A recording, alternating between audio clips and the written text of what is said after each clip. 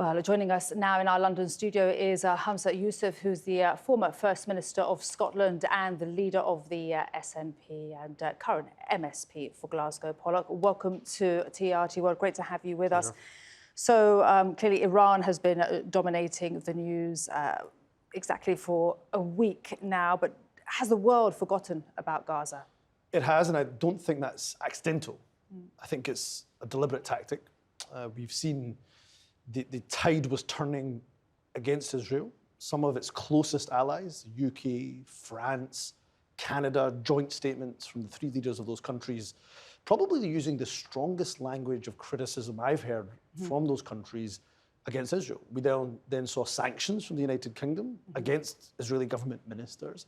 And while that action's not nearly enough, it was certainly indicative of a tide that was beginning to turn. You're so right. I mean, we were on air when also the UK joined, I believe it was France, and many other members of the UN Security Council in passing a draft resolution for the first time against Gaza. And yeah, it did feel, from our reporting, that the tide was turning against Israel. Well, two things happening: the tide turning, and then, of course, days after the attack on Iran is when, of course, Iran and the US were due to sit down face to face in Oman for those talks.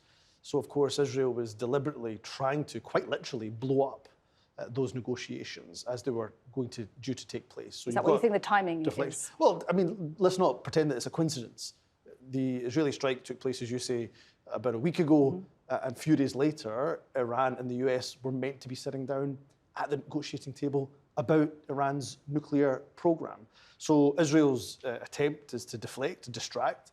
Since that distraction, hundreds, as your report, as Ashraf very bravely has been reporting from Gaza has said, hundreds of Palestinians have been killed, queuing up for clean water, for bread. Instead, they've been given bullets and killed. So this is a very deliberate tactic.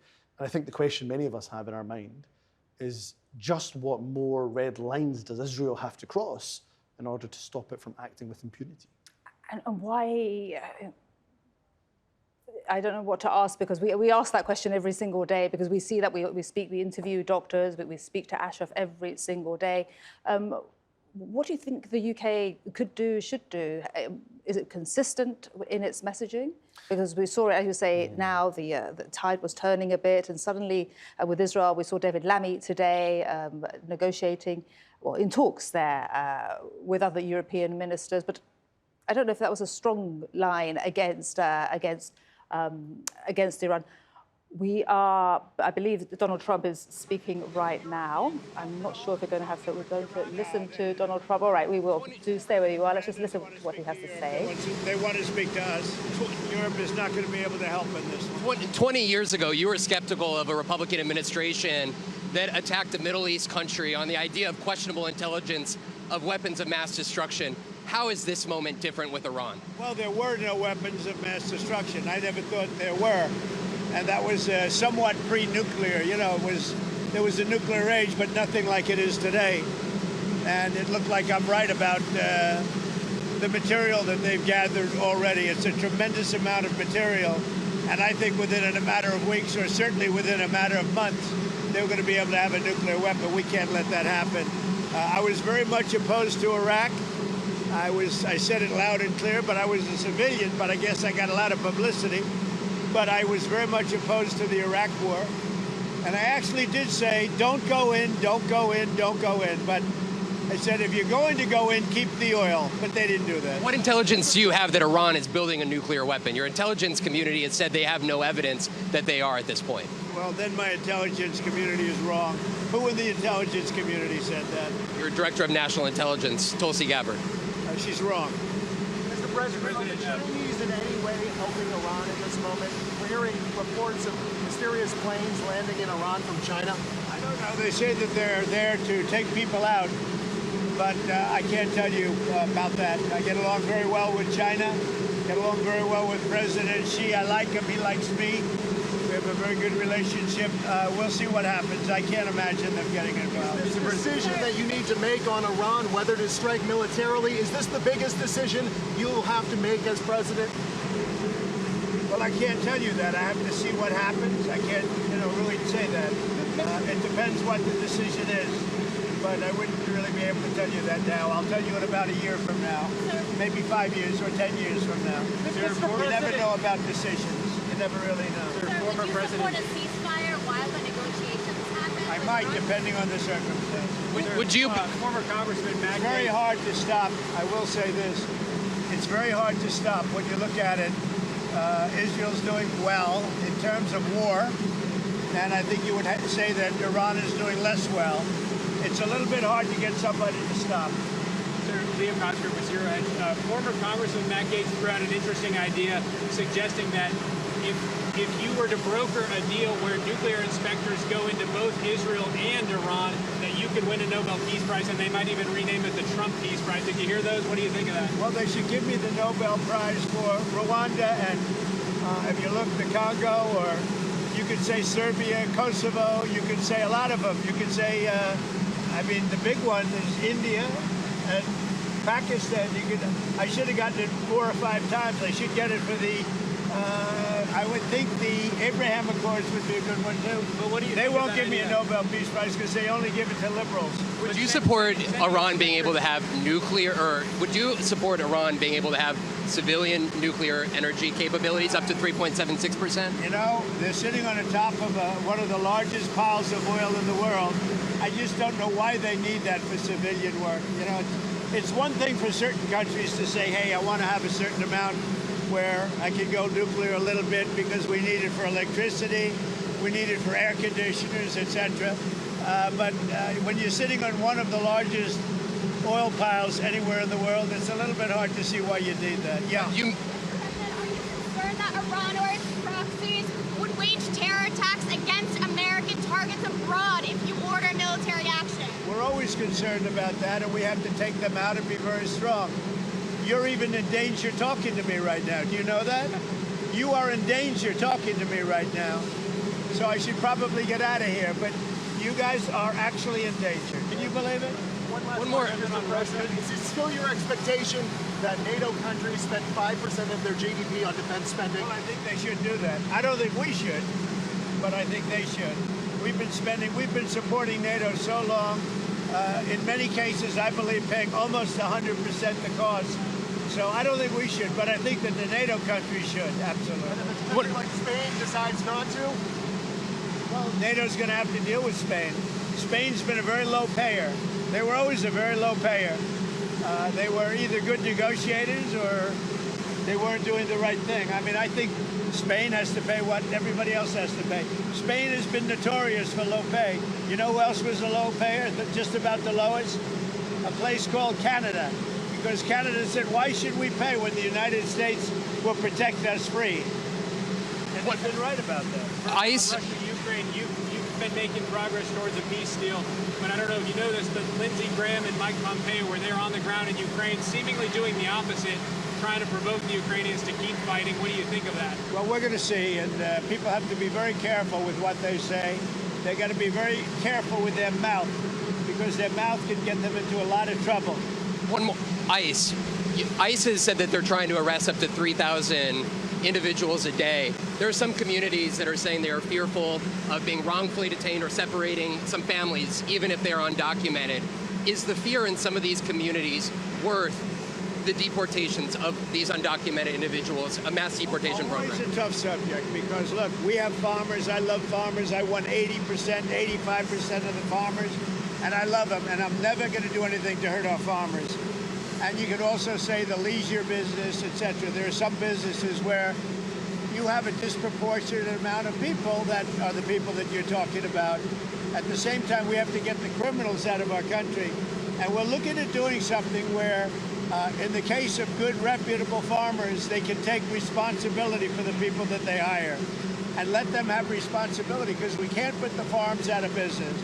And at the same time, we don't want to hurt people that aren't criminals. Most of the people that came in over the last 3 years under Biden, I would say probably 3.5 to 4 years, those people, you have a lot of criminals, you have a lot of, I mean, we're looking at that very closely. You've had people that have worked on farms for 20 years. It's very hard to go in there and say, you know, you're coming out. But we're going to let the farmers take responsibility. They're great people. They'll do it. They know the good and the bad. So the hard part about this is not like a normal war where people wear uniforms. They don't wear uniforms. But we have murderers that came out of the last 4 years. We have murderers. We have drug lords. We have people that we don't want to. We have prisoners. They emptied out Venezuela and many countries. They emptied out their prisons into the United States. We have to get those people out. But we have stone cold murders, 11,888 murders. We've already gotten a lot of them out of here, but we don't want them. So we have to be careful. But I never want to hurt our farmers. Our farmers are great people. They keep us happy and healthy and fat. Are there other cities that you're going to try to replicate what you've done in Los Angeles? Well, I mean, we had a big victory last night in the Court of Appeals with respect to Los Angeles, but really the country, where Gavin Newsom, who's really an incompetent governor, he's just doing a terrible job between his fires, between all the houses burning down, his forest fires, and now Los Angeles. If we didn't go to Los Angeles, and the sheriff admitted it, he had no control. He would have lost control. We saved Los Angeles by having the military go in. And the second night was much better. The third night was nothing much. And the fourth night, nobody bothered even coming. We put out that fire, and we did a great job of it. He sued us for going in and for helping him. We went and helped him. Right now, you'd have Los Angeles burning to the ground. Largely, it would have already been destroyed. Do you still want your legacy, Mr. President, to be that of a peacemaker? Do you worry that striking Iran would change that? Always a peacemaker. That doesn't mean sometimes you need some toughness to make peace, but always a peacemaker. Can you win in Iran without ground forces? Say it? Is an aerial campaign in Iran enough, or do you need ground forces? Well, I'm not going to talk about ground forces. The last thing you want to do is ground forces. Does Iran have 2 weeks, or could you strike before that? Are you essentially giving them a 2-week timeline? I'm giving them a period of time. We're going to see what that period of time is, but I'm giving them a period of time. And I would say 2 weeks would be the maximum. Mr. President, do you think deportations should focus on criminals or all the people who are here illegally? Should start focusing on criminals, and that's what we've been focused on. Very bad criminals, dangerous criminals. But Stephen Miller said to go out and arrest every person who's here illegally. He's told ICE to arrest everyone who's here illegally. Do you agree with Stephen that? and I have a very good understanding. He's a terrific person. We have a great understanding. Mr. President, if there is an attack on U.S. assets, will you promise to conduct a full investigation and make it transparent with the American people before blaming Iran for such an attack? Well, if there's an attack, we'll know almost immediately with modern equipment who made the attack. And those people will be very, very unhappy. Prime Minister, I want to get you people out of danger. You're in danger standing with me. One more. Prime Minister Netanyahu said that they had the capacity to take out all of Iran's nuclear facilities. So what role would the U.S. be able to play, and why would they, if Israel says that they have all of the abilities, Well, their own I'm not military? sure he said that, but they really have a very limited capacity. They can break through a little section, but they can't go down very deep. They don't have that capacity, and we'll have to see what happens. Maybe it won't be necessary. Maybe it won't be necessary. Would you like to see Congress pass a bill that bans child transgender surgeries? Well, I know they're talking about it, aren't they? We're going to have to see how it comes to me in what form. Certainly, it's been something I've been talking about also. Okay? Thank you, Mr. President. Appreciate it. Thank you, everybody. Thank you. All right. Well, you've just been listening to the US President Donald Trump speaking to reporters there on the tarmac in New Jersey, of course, amid the escalating strikes between Iran and Israel. He's made some points there in relation to those tensions. He's said it's hard to make a request for Israel to stop airstrikes. And Trump also says that he thinks Iran was weeks or months away from having a weapon. And Trump also said he might support a ceasefire.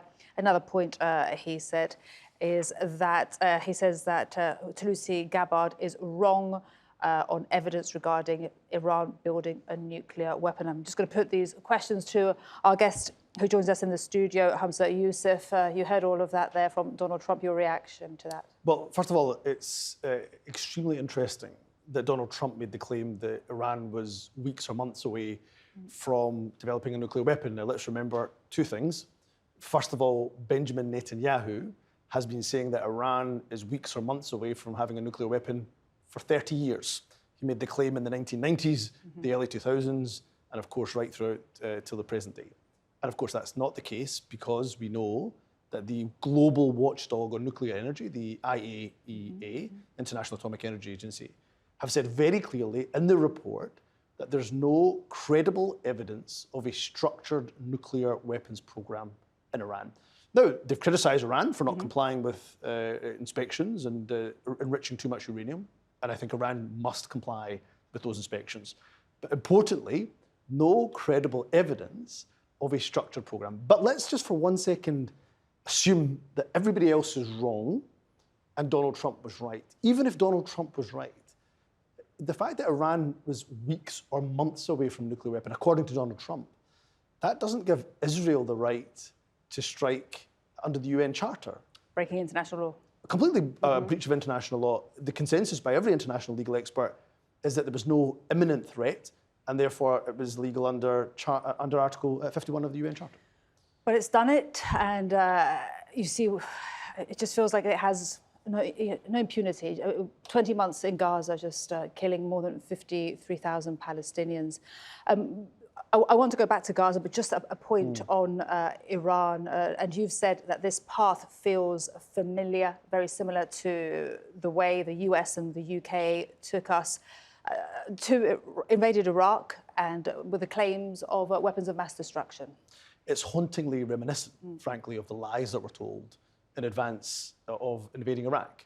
I remember they told us that Saddam Hussein could launch weapons of mass destruction that could reach London in less than an hour. Yeah. And of course, we now have the Israeli ambassador to the UK saying Iran can launch a nuclear weapon in a couple of hours to London. So we're seeing the same lies being told. And just as WMDs didn't exist in Iraq, and we know that now, a nuclear program from Iran developing nuclear weapons that the International Atomic Energy Agency says does not exist.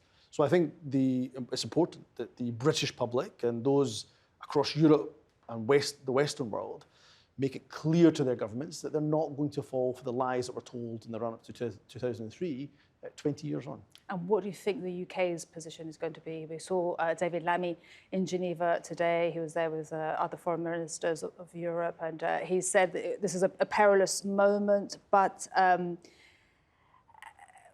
what do you think he'll do? Will he join the US in whatever decision they do will the UK join the US in whatever decision they take? Well, first and foremost, I'm pleased actually that people were talking around the table. They may not have got very far, but the fact that you had the EU, that you had the UK, you had Iranian ministers there, that's got to be positive, because the only solution to this is an agreement, not airstrikes, not conflict, and not war.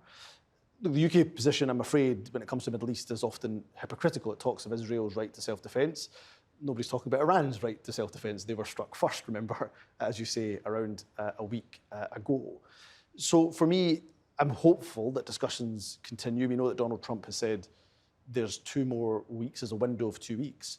And I think actually a lot of countries, Turkey, Qatar, Saudi Arabia, there's 3 countries there that have a good relationship with the United States, a strong relationship with the United States, personally have the respect of Donald Trump. Those countries, I think, have a really important role to play to mediate in these 2 weeks and prevent a complete regional war from breaking out, which will be catastrophic for civilians. Absolutely catastrophic really is the word. Humza Yousaf, fantastic to have you here in our TRT World studio. Thank you for your time and all your insights. Really appreciate it. Always a pleasure. Thank you.